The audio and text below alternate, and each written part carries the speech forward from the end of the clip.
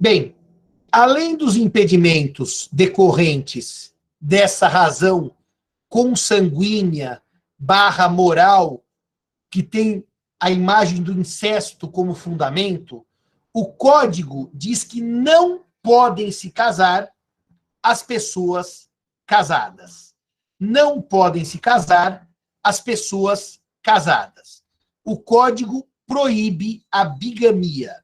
A monogamia é um valor jurídico. E o STF ele teve que decidir recentemente se havia possibilidade ou não da existência de famílias paralelas no Brasil. Ou seja, se eu poderia ter duas famílias simultâneas. E o STF, esse meu artigo é de dezembro de 2020, ele vai dizer que no Brasil não se admitem as famílias paralelas ou simultâneas. Eu terço uma feroz crítica a essa ideia de famílias paralelas ou simultâneas por, no mínimo, duas razões. Primeiro, que se eu tenho mais filhos com várias pessoas, eu não posso dizer que esses filhos compõem uma família paralela ou simultânea, porque eu não posso categorizar filhos discriminando-os. Portanto, para mim, chamar de família simultânea filhos que eu tenha com outra mulher, com outro homem, é algo discriminatório. E a segunda coisa que vocês podem me perguntar, mas Simão, eu posso ter duas mulheres ou dois maridos, ou por que não uma mulher e um marido simultaneamente? O Código Civil proíbe. O Código Civil diz que não podem se casar as pessoas já casadas. Mas, Simão, você é diretor nacional do IBDFAN, sou, de Relações Institucionais. Você é vice-presidente do IBDFAN de São Paulo. Sou vice-presidente do IBDFAN de São Paulo. No IBDFAN, há várias pessoas que defendem a possibilidade de famílias paralelas ou simultâneas. Quando o professor Fachin era, então, candidato a ministro do STF, que estava nomeado pela presidente Dilma, mas não havia ainda sido sabatinado pelo Senado, então, portanto, ele não era ministro, ele era um indicado candidato a ministro, houve no Senado Federal uma verdadeira enxurrada de questões relativas às opiniões jurídicas do professor Fachin.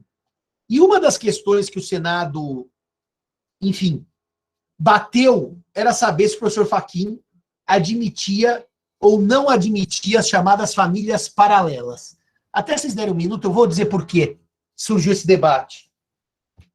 Eu tenho tanta birra com o tema que nem o livro eu achava. Mas, enfim, toda a questão surge a partir dessa obra aqui, do professor Marcos Alves da Silva, que, aliás, é um jurista de mão cheia, um absolutamente querido amigo, que foi orientado do professor Fachin na sua tese de doutorado, em que ele defende da superação, a sua superação como princípio estruturante do direito de família. O professor Marcos Alves da Silva, que eu repito, é um jurista de mão cheia, ele fez a sua orientação com o professor Fachin. E esse trabalho, então, ele defende que a monogamia é um princípio que não mais se sustenta na ordem constitucional brasileira de 88. É um trabalho enorme, quer dizer, é uma tese seríssima, com a qual eu discordo do começo, meio e fim. Mas, enfim, é um trabalho acadêmico sério. E aí, o professor Fachin foi extremamente questionado sobre as suas posições políticas. O STF, o professor Fachin compõe o STF, entendeu ano passado que não há como se admitir uniões estáveis ou casamentos simultâneos com efeitos jurídicos. A decisão vai dizer o seguinte, eu vou copiar a repercussão geral, tal como decidida no ano passado pelo STF. E ela vai dizer o seguinte, a pré-existência de casamento ou de união estável de um dos conviventes, ressalvada a exceção do 1723.1, esse artigo cuida de uma situação de separação de fato.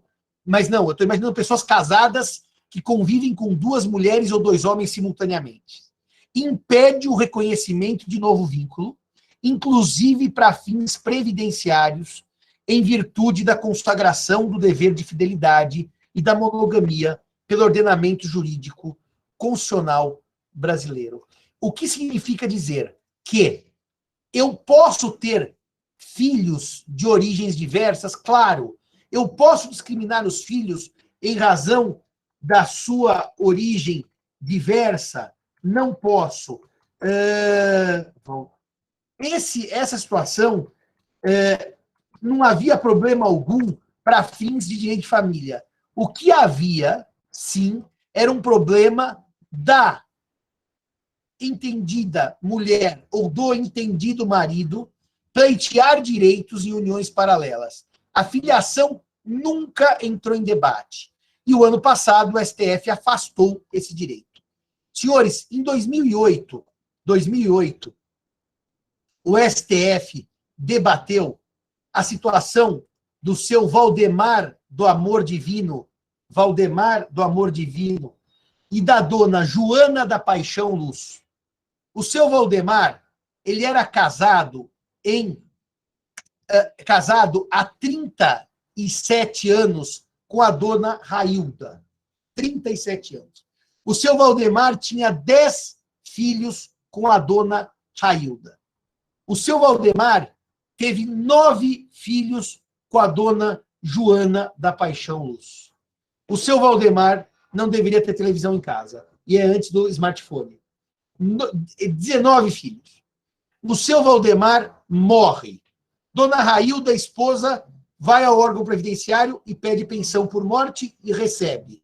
Dona Joana da Paixão Luz entra com uma ação dizendo: eu quero dividir essa pensão, porque eu sou igualmente esposa, companheira do seu Valdemar do Amor Divino. E o STF disse, na época, em voto do ministro Marco Aurélio Mello, que a união do seu Valdemar com a dona Joana não era união estável. E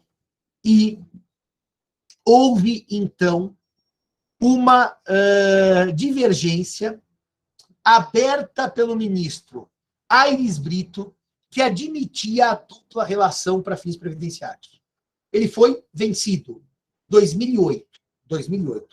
O tema prossegue em debate, mesmo com a decisão contrária às uniões paralelas, e só 12 anos depois, em 2020, temos essa decisão com repercussão geral que afasta a possibilidade de uniões paralelas ou simultâneas. Mas, Simão, o voto do professor Fachin, nesse caso, admitia a união estável paralela.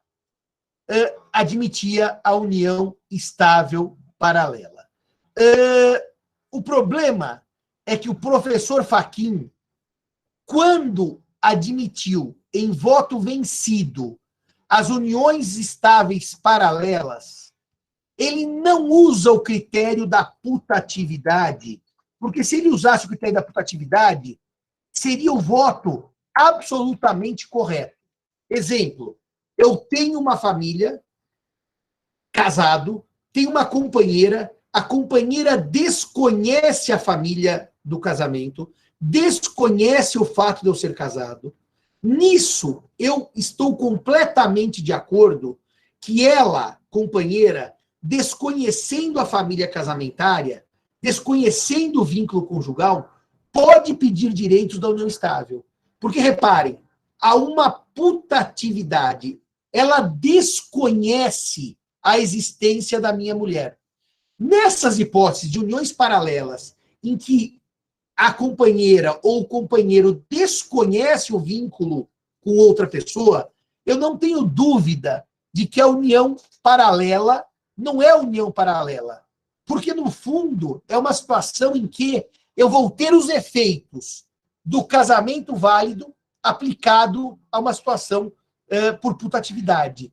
Nesse ponto, eu não tenho nenhum problema em dizer aquele ou aquela que desconhece a união prévia, que desconhece a situação de casamento prévio, pode sim ter efeitos por putatividade. Agora, isso se trata da boa-fé em sentido psicológico. Então, eu ponho aqui no meu texto que eu discordo do voto minoritário do professor Fachin, porque o professor Fachin queria apurar essa chance de dar direitos aos concubinos ou concubinas a partir da boa-fé objetiva, como norma ética de conduta. E aí, meus amigos, não se trata, se eu analisar a boa-fé objetiva, de saber se a pessoa sabia ou não sabia da outra união estável, sabia ou não sabia do outro casamento. Porque isso é boa-fé subjetiva. É boa-fé em sentido psicológico. O professor Fachin, de maneira inteligente, ele resolveu trazer a boa-fé objetiva para dizer o seguinte: qualquer pessoa que tem união paralela tem direito. Por quê? A boa-fé objetiva é uma norma ética de conduta. Reparem como a pessoa genial é genial sempre. O professor Fachin não traz para debate se eu sabia ou não sabia. Porque se eu não sabia, eu, Simão, defendo que você vai ter os efeitos da boa-fé, da putatividade, por força da boa-fé subjetiva. O que o professor Fachin defende é que se houver boa-fé objetiva como norma ética de conduta, todos os companheiros ou companheiras de uniões paralelas terão direitos. E daí você vai perguntar, mas não, peraí, qual é a diferença de se indagar boa-fé subjetiva ou objetiva? Subjetiva é saber se a pessoa sabia. Ou seja, no fundo, quando o sujeito é casado e tem uma união estável, entre aspas, uma relação com a sua secretária, que sabe que ele é casado, essa secretária não pode pedir direitos porque conhece o casamento. Essa é a decisão do Supremo. Boa-fé subjetiva. Ela sabe que o amante é casado. Agora, se vocês seguissem e se tivesse prevalecido a orientação do Fachin, olha o perigo. Perigo estrutural, sistêmico. O Fachin vai dizer, basta análise de boa-fé objetiva. Está aí no chat que eu copiei para vocês o meu texto. Bom, se basta a boa-fé objetiva, Marcelo, nós vamos pensando em norma ética de conduta. Ela vai dizer, não tem nenhum problema eu receber parte do patrimônio dele, porque, afinal, quem descumpriu a ética foi ele que era casado, não eu. Ou seja, eu como amante ou a amante, eu vou ter, pelo voto do Fachin, direito aos efeitos familiares de uma união paralela. Porque eu vou dizer, o problema não é meu, eu era solteiro. Quem tem que ser punido é ele ou ela que era casado. Esta decisão minoritária, essa orientação minoritária, se tivesse prevalecido, ia dizer assim, as famílias paralelas não têm direitos, mas têm direitos. Ia ser assim, aquela forma faquiniana do significante, do significado, que ele diz uma coisa e conduz a outra. O Supremo não acolheu essa tese. E como o Supremo não acolheu essa tese, o direito de família no Brasil fica da seguinte maneira. As pessoas casadas não podem se casar. Se casarem de novo, a poligamia é vedada no sistema jurídico. O segundo casamento é nulo. Simão, e se a pessoa tiver uma união paralela? Uma sabe da outra, a outra sabe da uma? Não, não sabe. Ele tem uma família em São Paulo e uma no Acre. Ninguém sabe de ninguém. Tá bom. Aí a união estável é putativa e aquela mulher que não sabe terá direitos de família. E se souber, não tem direito algum. Porque nessa hipótese o Supremo não concedeu efeito às famílias paralelas. Simão, e os filhos? Filho, o assunto é irrelevante, porque filho não pode ser discriminado pela sua origem. Ninguém aqui discutia direito de filho ou de filha. O que se discutia era direito de pessoa casada que queria ter efeitos de família, sendo que pessoa que tinha relação com pessoa casada e queria ter efeitos de direito de família, mesmo sabendo que o outro era casado. No fundo, quando eu tenho uma união paralela, o direito que aquela pessoa que sabe que eu sou casado e comigo se relaciona, o único direito decorrente desta união, que tem um nome, essa união é chamada de concubinato. Concubinato. Está no artigo 1727 do Código Civil. O único efeito da relação concubinária é de direito das obrigações. Os amantes podem litigar por patrimônio, à luz da súmula 380 do STF, que diz: comprovada a existência de sociedade de fato entre os concubinos, é cabível a sua dissolução judicial com partilha do patrimônio adquirido pelo esforço comum.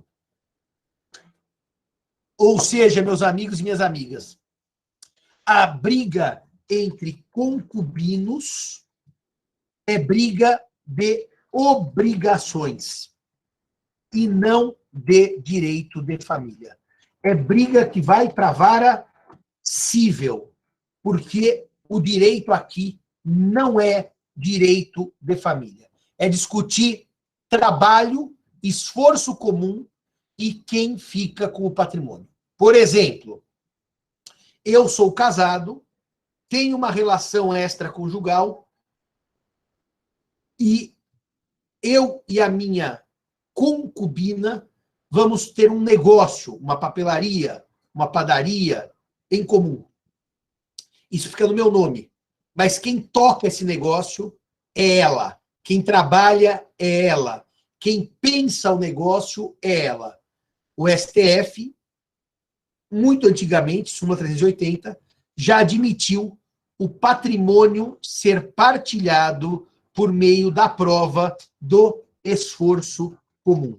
É a chamada sociedade de fato. Sociedade de fato. Que os senhores estudaram direito comercial e empresarial sabem que não tem relação com a origem familiar. Se dois homens, duas mulheres, um homem e uma mulher, desenvolverem um trabalho conjunto, isso não quer dizer que eles dormem juntos, mantêm relação sexual, mas eles podem ter uma sociedade de fato pelo esforço comum, pelo trabalho. Essa é a orientação do STF a partir do ano passado e que começou o debate em 2008 com o caso do Valdemar e da Joana. Valdemar, do Amor Divino Santos, e da Joana, da Paixão Luz. E quem era prejudicada era a dona Railda Conceição Santos.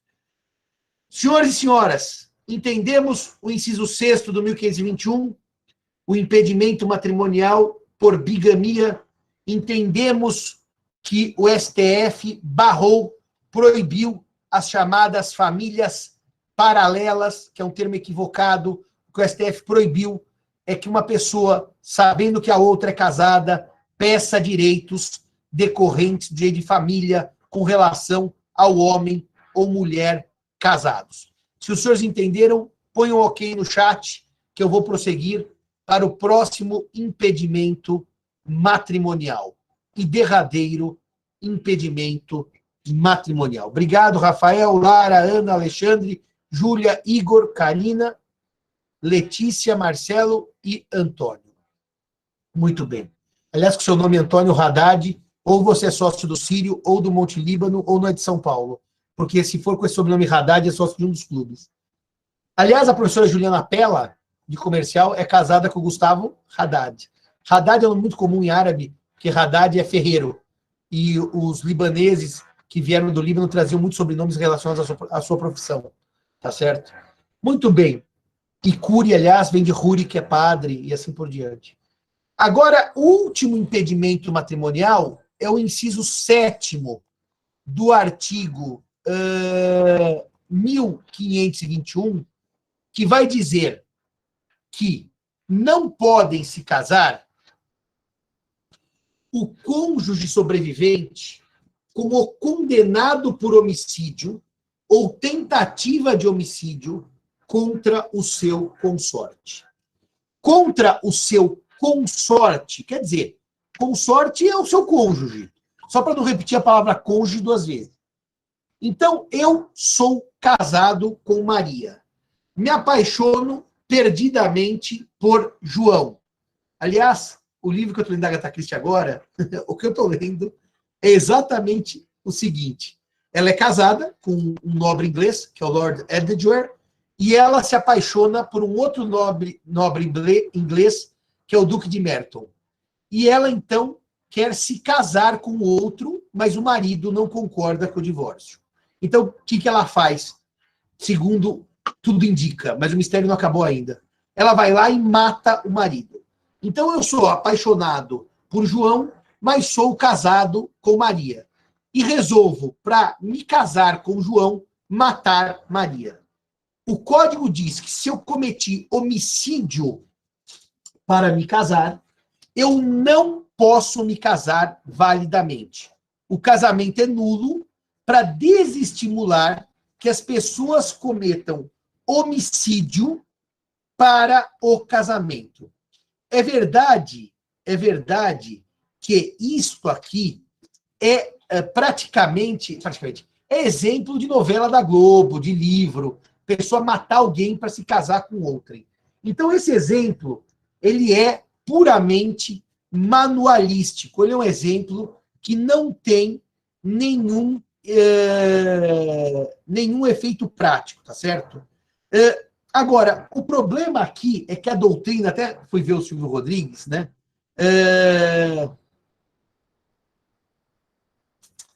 Ele vai dizer o seguinte, que um cônjuge sobrevivente com um condenado por homicídio ou tentativa de homicídio contra o seu consorte.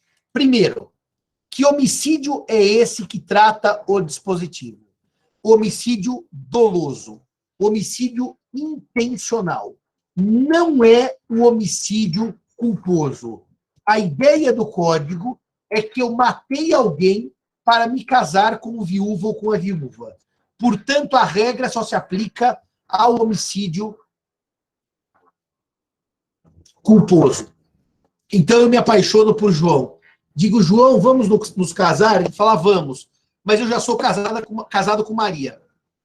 Se João, saindo da padaria, dá ré e desatentamente mata Maria, minha esposa, homicídio culposo, não há impedimento. O impedimento só é para homicídio doloso, com intenção.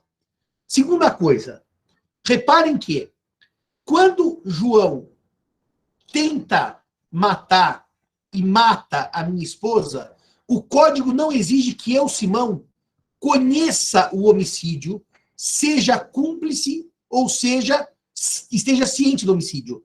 O código só exige que alguém mate dolosamente e depois queira se casar comigo. O código não exige que o viúvo ou viúva tenha ciência do homicídio doloso, seja cúmplice ou partícipe. Então, primeiro, o homicídio é doloso. Segundo, o código não exige conhecimento, concordância, cumplicidade ou participação do viúvo ou da viúva. Agora, reparem um problema aqui. O problema isso aqui é demais. Isso aqui é demais. Isso aqui é demais. É a hora que os civilistas raiz se separam dos civilistas Nutella. O artigo vai dizer que não podem se casar o cônjuge sobrevivente com o condenado por homicídio. Ele não diz com o homicida, com aquele que tentou e foi condenado, ou que matou e foi condenado. O código não diz com o que praticou o homicídio. Logo, é necessária por qual juízo? Quem condena por homicídio? Juízo criminal. E para alguém ser condenado por homicídio ou tentativa pelo juízo criminal, tem que ser transitado em julgado, porque senão eu não sou condenado, eu sou réu. Condenado é a hora que não cabe recurso de decisão. Portanto, senhores, imaginemos que eu diga assim, João, estou apaixonado por você. Sim. Mas sou casado com Maria. Sim. Você não quer ir lá e matar Maria para a gente se casar? João fala, sim, senhor. Vou lá. João vai lá, mata minha esposa Maria. Começa um processo crime. Eu me habilito para o casamento e eu me caso com João, o homicida da minha mulher Maria. Homicídio doloso. João está condenado? Não. João não está condenado. João pode ser réu num processo crime para apurar o homicídio doloso. Bom, Simão, então você corre, se casa com o homicida. Ah, Cícero, a gente pode discutir isso. Se casa com o homicida antes do homicida ser condenado com trânsito em julgado. E daí passam-se os anos e esse homicida é condenado. Então agora vem a segunda pergunta, Marcelo. Quando eu me casei, ele não era condenado, porque não havia condenação penal. Havia um homicídio doloso, mas não havia decisão penal condenando o homicida. Casei. Com a rapidez do judiciário brasileiro, 30 anos depois, o judiciário condena o homicida e diz aqui, você está condenado para ser julgado pelo homicídio da mulher Simão. Só que eu já casei com o homicida há 30 anos. O que acontece com esse casamento? O que acontece, Bruna, com esse casamento?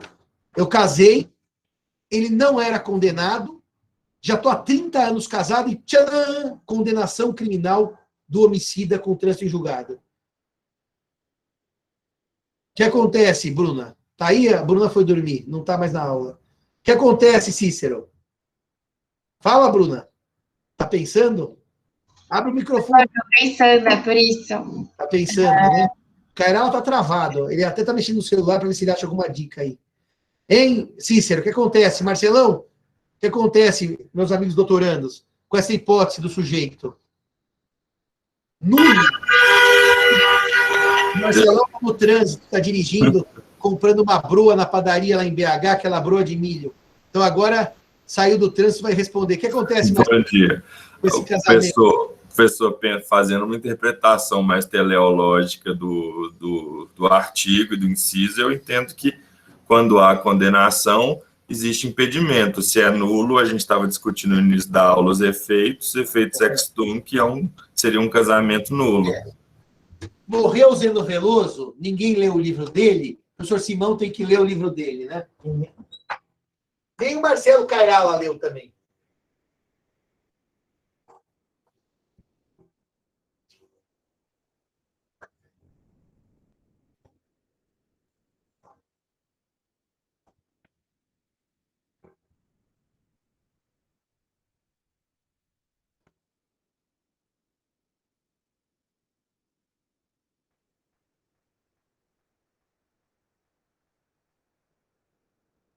Alguém mexeu no meu livro do Zeno, depois eu vou resgatá-lo.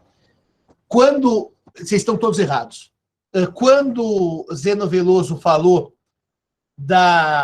do plano da validade, vou pôr só a capa dele aqui na tela. Só a capa dele aqui na tela, já que o meu sumiu, que alguém se apropriou do meu livro. O Zeno, nesse livro aqui, Invalidade do Negócio Jurídico, ele vai dizer uma coisa que eu uso nas minhas aulas de teoria geral. Marcelão estava com ele, né? Se apropriou dele. Marcelão se apropriou do livro. Está aqui, ó. Ao querido amigo mestre Simão, cordialmente Zeno, BH, outubro 05. De novo, com afeto, Zeno, São Paulo, fevereiro de 2008. Ó, tá aqui. Nesse livro da validade, Zeno usa uma imagem que eu adotei nas minhas aulas e que eu não me livro dessa imagem nunca mais, que o plano da validade ele é uma fotografia e o plano da eficácia é um filme. A fotografia que eu bato no momento em que o negócio jurídico é celebrado, ela não permite que uma mudança posterior altere uma situação de validade ou de invalidade. Ou seja, ele nasceu nulo. O fato de, no momento do nascimento, inexistir o impedimento, que reparem, o impedimento diz condenado.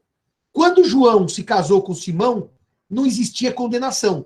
Logo, não existia impedimento. O impedimento nasce com o casamento já realizado. e eu não posso retroagir o impedimento para voltar no tempo, para invalidar o que nasceu válido, porque a validade é como uma foto. O que nasceu válido prossegue válido, o que nasceu inválido prossegue inválido. Salvo, evidentemente, se a lei trouxer expressamente uma causa de convalidação para o negócio anulável, como faz no Código Civil. Portanto, esse impedimento é absolutamente idiota. E por que ele é absolutamente idiota? Porque qualquer pessoa, até surgir a condenação criminal com um trânsito em julgado, pode validamente se casar com outro e a condenação posterior não retroage para invalidar um casamento que nasceu válido. A validade é uma fotografia. A eficácia é como um filme. Zeno Veloso diz isso aqui nesse livro. Você tem esse livro aqui em PDF, Marcelo? Não, né? Tá bom. Agora, vejam um detalhe. O Cícero fez uma pergunta que é: depois da reabilitação penal, a sanção seria perpétua? O impedimento tem aplicação?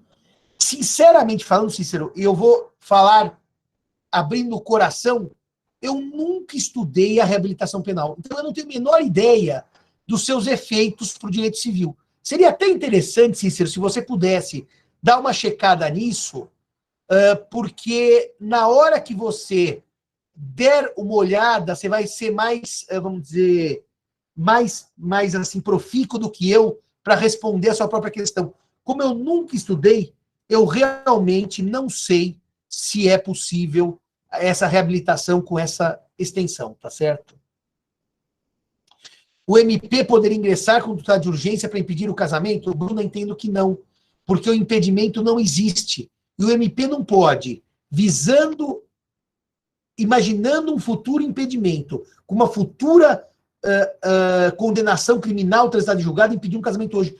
Eu acho que é muita fumaça, é muito pouco provável. Agora vamos também dar uma chance aqui para o raciocínio. Se eventualmente eu disser que houver uma declaração, o culpado se confessa culpado, não sei se preventivamente é possível impedir esse casamento com base a um futuro impedimento. Eu tenho certa dificuldade com isso, viu, Bruna? De admitir o fumus boniuris. Eu tenho séria dificuldade com isso. Séria, de impedir porque o assassino confessa o homicídio. Eu tenho certa dificuldade de admitir. Mas eu entendo que é um tema que tem uma lógica jurídica, sim. Tem uma lógica jurídica. Bom, meus amigos, para acabar os impedimentos matrimoniais e para acabar o casamento nulo, os impedimentos podem ser opostos até o momento da celebração por qualquer pessoa capaz.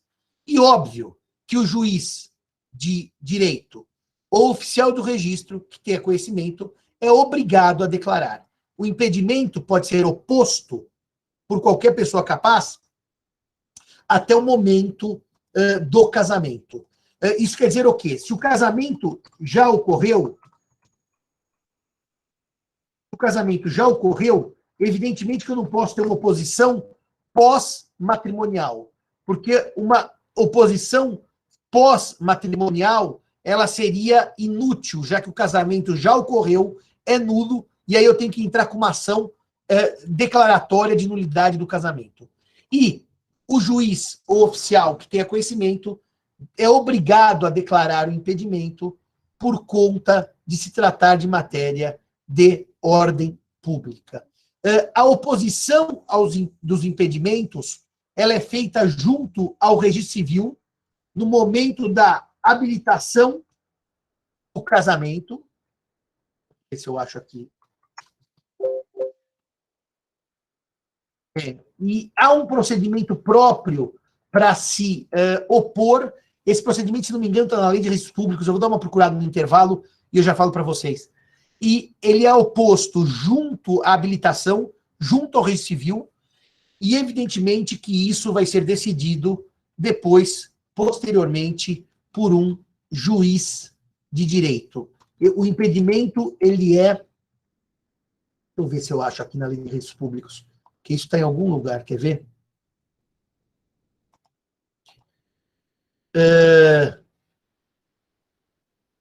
Se houver apresentação de impedimento, o oficial dará ciência do fato aos nubentes, para que indiquem em 3 dias prova que pretendam produzir e remeterá os autos ao juízo. Ou seja, quem é o juiz? O juiz togado, juiz de direito. Eu oponho o impedimento junto ao Registro Civil. O cartório dá esse prazo de 3 dias para que os nubentes digam quais provas pretendem produzir e remeterá os autos a juízo, produzidas as provas pelo oponente e pelos nubentes, pelos dois lados, no prazo de 10 dias, com ciência do Ministério Público, decidirá o juiz em igual prazo. Eu vou deixar aqui para vocês a regra da oposição de impedimentos perante o Registro Civil com decisão do juiz de direito. Com decisão do juiz de direito. Cícero, você que é juiz, alguma vez teve que decidir impedimento matrimonial oposto e com produção de provas, etc.? Eu nunca ouvi falar disso aqui na prática. Nunca ouvi falar de oposição. Para não dizer que não falei de flores, há muitos anos, quando eu era nomeado pela doutora Ana, nossa, como eu gostava daquela juíza, a melhor juíza de família que eu já trabalhei. Que juíza. Depois foi desembargadora, até ela que me deu de presente o livro Pilares da Terra, a história de Cícero da República que tentou salvar, da Caldwell. Doutora Ana Maria, a doutora Ana Amazonas era uma juíza, era porque se aposentou, espetacular. E uma vez, em um caso, eu acompanhei uma oposição que foi oposta por uma pessoa para não deixar o seu ex-marido se casar novamente, aliás, para não deixar sua ex-mulher se casar novamente, porque ele dizia que a pessoa, o ex-marido, os filhos não queriam que a mãe se casasse novamente, porque ela se apaixonou por um sujeito que trabalhava na fazenda da família, e a oposição matrimonial era assim: ela não pode se casar porque ela está sendo vítima de golpe do baú. E todo mundo sabe que impedimento matrimonial, ele existe em números clausos. Como são hipóteses de nulidade do casamento, não há impedimento matrimonial por analogia. Não há impedimento matrimonial por interpretação extensiva. Impedimento matrimonial é o que está na lei. Não cabe analogia ou interpretação extensiva. E esse caso foi interessante, porque eu estava atuando como curador, no caso, em favor dela, por conflito entre ela e os filhos. Naquele conflito, a doutora Ana Amazonas me nomeou curador. E havia, então, essa oposição ao novo casamento, junto ao Registro Civil, e que o juiz de direito rejeitou, dizendo que o fato de, eventualmente, haver interesse econômico no casamento não se enquadra nas hipóteses de impedimento matrimonial do Código Civil. Era de 16, mas se fosse hoje, não se enquadra nas hipóteses de impedimento do artigo 1521, que compõe um rol taxativo, números clausos. Bem, com isso, eu terminei os impedimentos. Com isso, eu terminei as hipóteses de nulidade absoluta do casamento e, na sequência, eu vou trabalhar as hipóteses de anulabilidade do casamento. As hipóteses de anulabilidade. Agora, só dizer uma coisa para vocês.